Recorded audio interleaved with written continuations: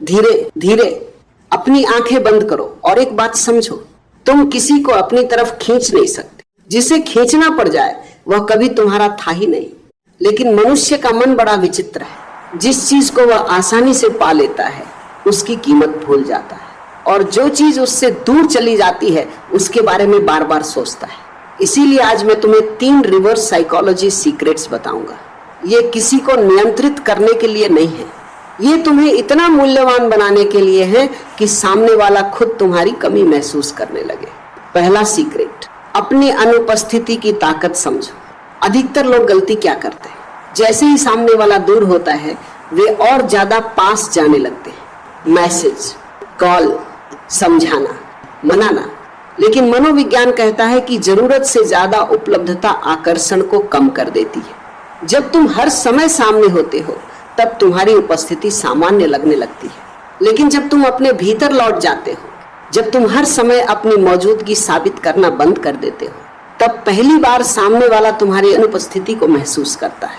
और इंसान अक्सर उसी चीज की कीमत समझता है जो उसके पास नहीं होती। दूसरा सीक्रेट, खुद को बेहतर बनाओ, उसे मनाने की कोशिश मत करो। ध्यान से सुनो, दुनिया का सबसे बड़ा आकर्षण सुंदर चेहरा नहीं है, सबसे बड़ा आकर्षण है विकास।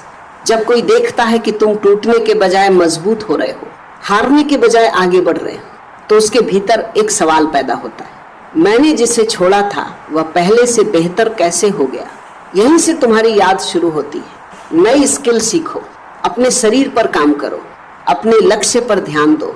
अपनी दुनिया इतनी बड़ी बना लो कि किसी एक व्यक्ति के जाने से तुम्हारी पहचान न हिले, क्योंकि जो व्यक्ति खुद को बना रहा होता है दुनिया खुद उसकी तरफ देखने लगती है। तीसरा और सबसे शक्तिशाली सीक्रेट, खोने के डर को छोड़ दो।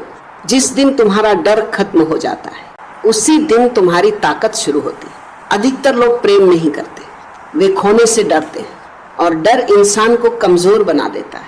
लेकिन जब तुम मन में यह स्वीकार कर लेते हो कि अगर वो वापस आए तो अच्छा, और अगर न आए तो भी मैं खुश रह सकता हूँ, तब तुम्हारे भीतर एक अलग ही शांति पैदा होती है। और यही शांति सबसे बड़ा आकर्षण है, क्योंकि दुनिया में बहुत कम लोग हैं जो अकेले होकर भी पूरे हैं। याद रखो, अगर कोई व्यक्ति कभी तुम्हारी जिंदगी में वापस आता है तो वह तुम्हारे पीछे भागने की वजह से नहीं आता।